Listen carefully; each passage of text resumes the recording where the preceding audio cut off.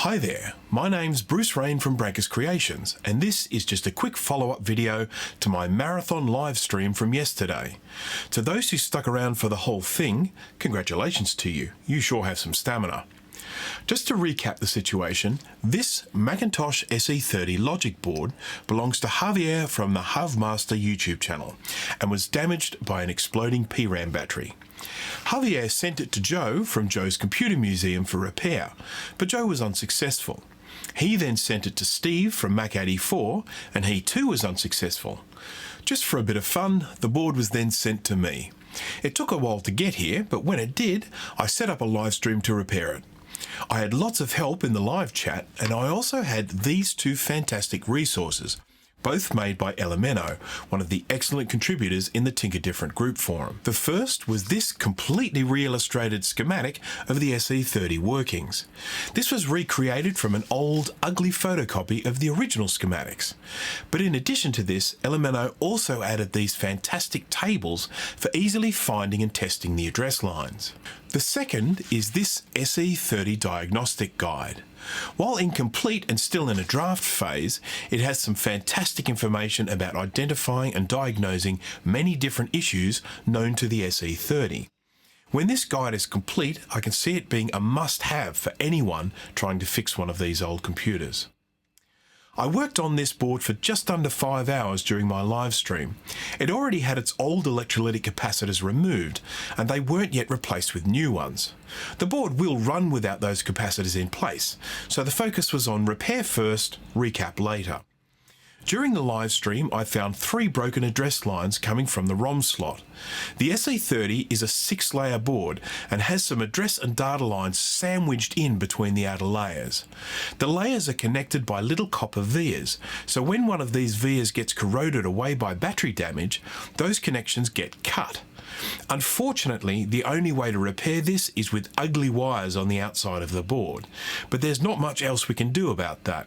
Trying to repair the actual via is too difficult. After repairing these address lines, I felt that the chances of getting some life from the computer were good, but I got a bit wrapped up in oscilloscope readings from the address lines. I wasn't getting the results I was expecting, and lots of theories were thrown around. Perhaps there was still a broken trace somewhere, maybe a short circuit, maybe the CPU was bad.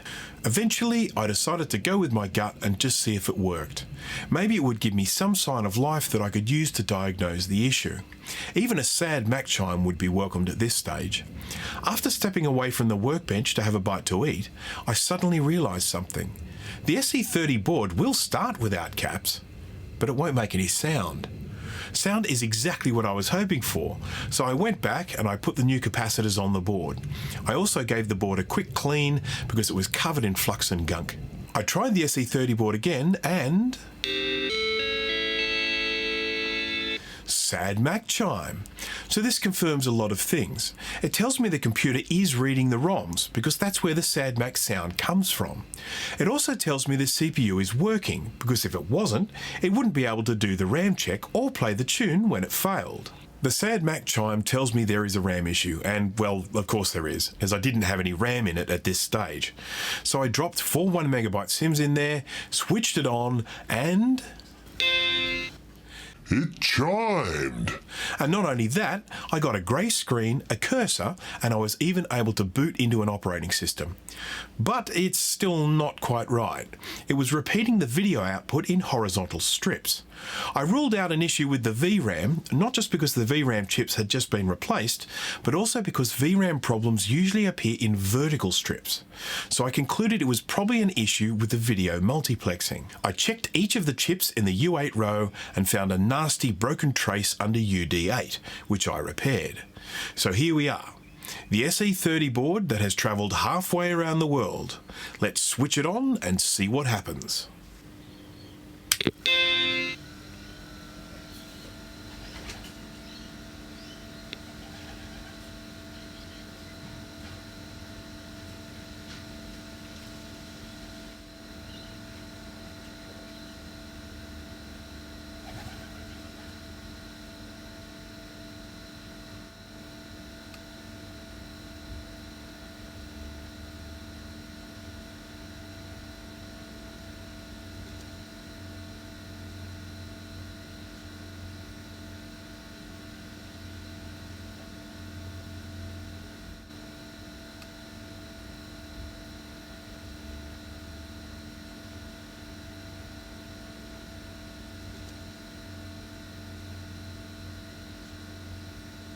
We have success at last. I still have some work to do. I need to fix some of the address lines to the PDS slot, as well as securing all these wire repairs in place with some UV solder mask. Then I will send the board back to Joe, who will put it back in its case and then send the whole computer back to Javier. Thanks to everyone who came along for the ride, and please don't forget to like and subscribe. Thanks for watching.